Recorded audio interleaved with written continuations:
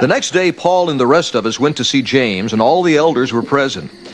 Paul greeted them and reported in detail what God had done among the Gentiles through his ministry. When they heard this, they praised God. Then they said to Paul, "You see, brother, how many thousands of Jews have believed, and all of them are zealous for the law. They have been informed that you teach all the Jews who live among the Gentiles to turn away from Moses, telling them not to circumcise their children or live according to our customs. What shall we do? They will certainly hear that you have come. So do what we tell you. There are 4 men with us who have made a vow. Take these men, join in their purification rites, and pay their expenses so that they can have their heads shaved. Then everybody will know there is no truth in these reports about you, but that you yourself are living in obedience to the law.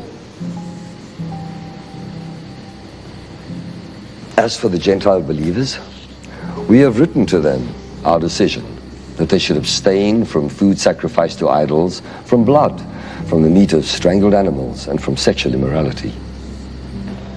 The next day, Paul took the men and purified himself along with them.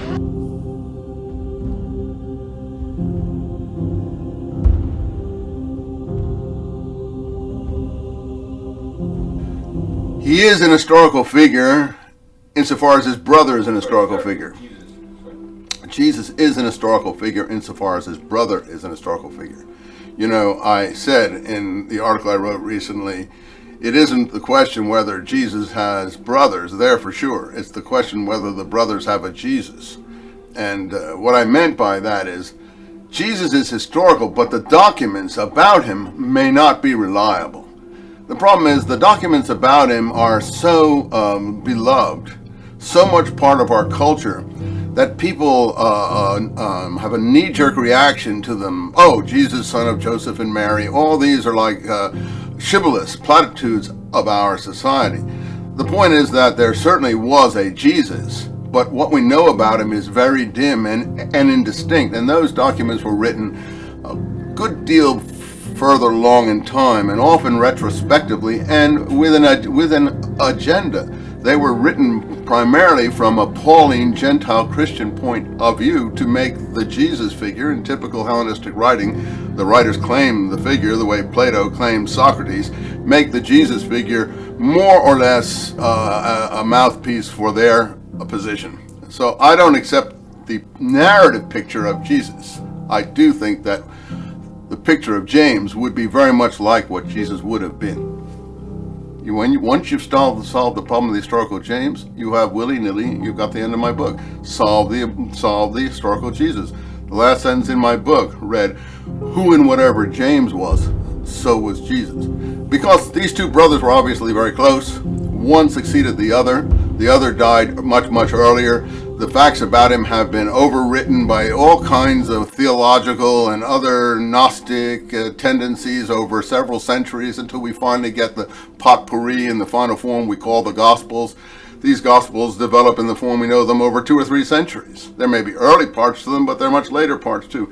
So that's retrospective writing. It's sort of like going to Hollywood and telling the script writer, now you write the script, here are the basic details from that perspective. So one writer will write it from that perspective, another writer will write it from this perspective.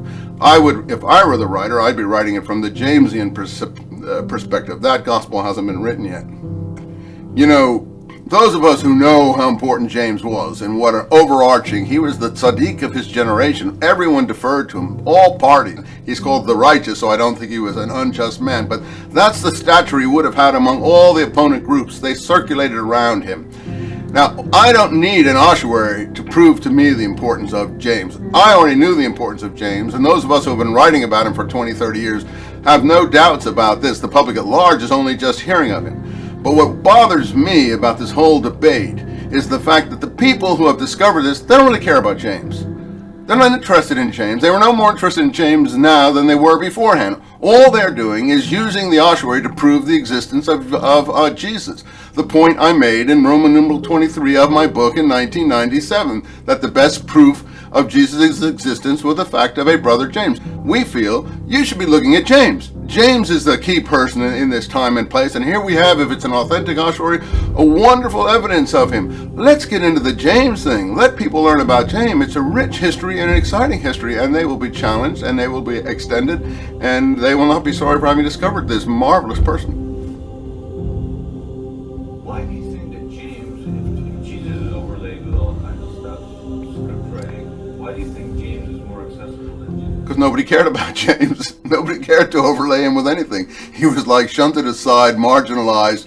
You know, he was the head of the movement in Palestine, where the Paul-Peter axis took over the movement overseas. Now, you know some Jewish history, I'm sure, and you know that after the disappearance of the Jerusalem Center in the war in 66 to 70, ending in Masada in 73, there was no more Jerusalem Center of revolutionary activity. I mean, all that, and these groups, I would call them messianists at this point. They're not Christians yet. Paul says, quoted in Book of Acts, that Christians were first called Christians in Antioch in Syria. That's northern Syria in 55. So it was overseas they got the name Christians. In Palestine, at this time, they were never called Christians. What were they called? Well, in my work, we think they're called Essenes, Zealots. Some early Christian work says that the Zealots and Essenes were combined. There were Zealot Essenes, and there were Sicarii Essenes. A Sicarii Essene would be the most extreme, a terrorist Essene. Most people think of Essenes as little, pietistic people praying and doing nothing else. No, they were very aggressive Essenes, as the Dead Sea Scrolls show. And these terrorist Essenes were perhaps the worst group.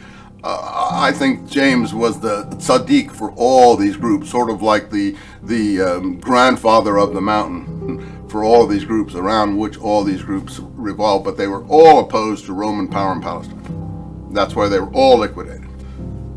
Josephus doesn't use the term right away. He calls it the fourth movement in his work. Well, these are very specialized questions, but by the time of the takeover of the temple, he's calling one group among them Zealots. The actual group, probably the James group, because this is the group that actually killed the high priest that is responsible for the death of James. And you see in a sequentiality there, like-minded groups have like enemies.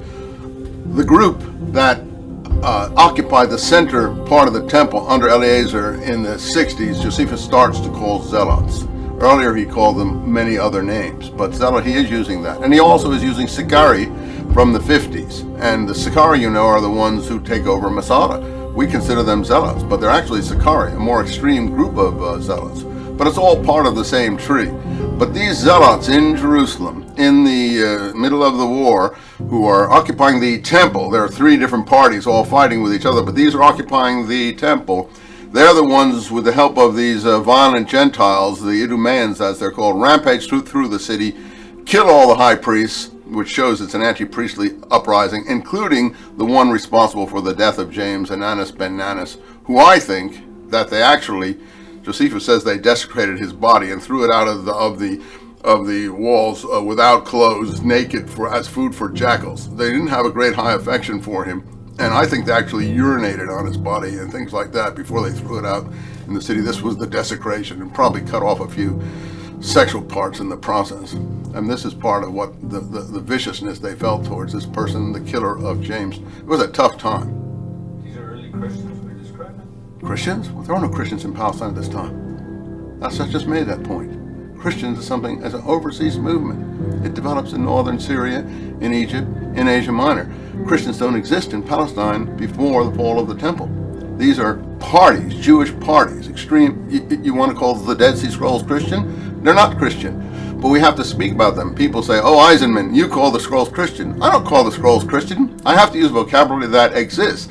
These are extremist Jewish groups, messianists. That's what these groups are, messianists. Later on, messianist gets pacified in the Roman Pax Romanum and turns into what we call Christianity. In other words, its fangs are defanged. You want to know how its fangs are defanged? Read Paul, Romans 13.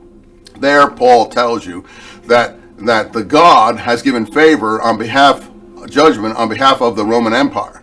Those are the officials that we must obey, that the wearing of the sword bears its own reward, and you should pay your taxes to Rome because that's what God demands of you. Now, this is a new law, not Jewish holy law, which in the temple scroll says you shall not put a foreigner over you. Paul says you should pay your taxes to Rome, and you know the final thing that he uses to justify it all? Because you should love your neighbor as yourself.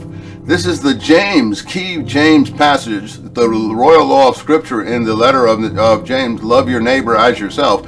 Paul applies it to paying Roman taxation. That shows how cynical he is. That shows how he's laughing at these groups. He had a total contempt for these groups. He takes the most precious documents and turns it into a collaborationist exercise of, oh, you want to know? This is why you should pay taxes, because you should love the Romans as yourself. This is an incredible period, which is why I pray and hope that people who care about this period, religious people and non-religious people, will get deeper into it, because there's so much more out there to challenge them, and they're just being given the scratch of the top of the surface.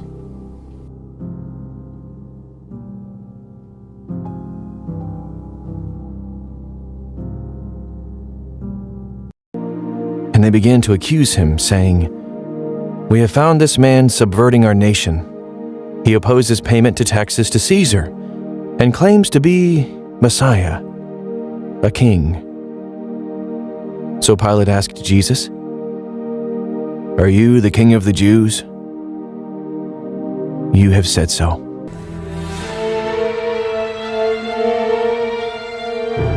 After Jesus is arrested, he is sentenced not to stoning, the punishment for a religious crime, but to crucifixion, the punishment for sedition, for a crime against the Roman Empire.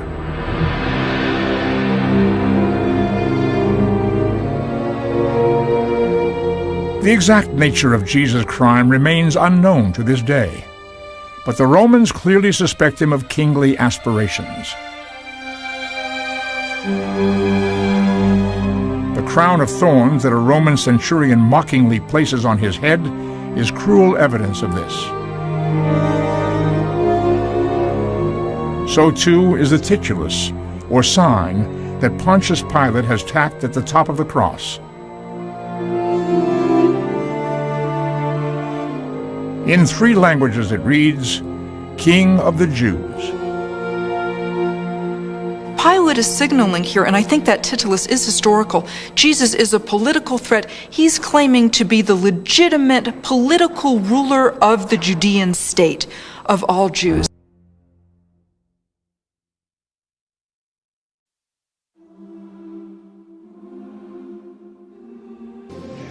Men of Israel, consider carefully what you intend to do to these men.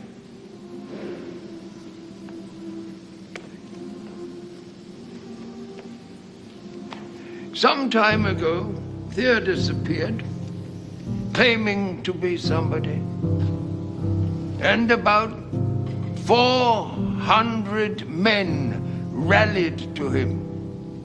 He was killed.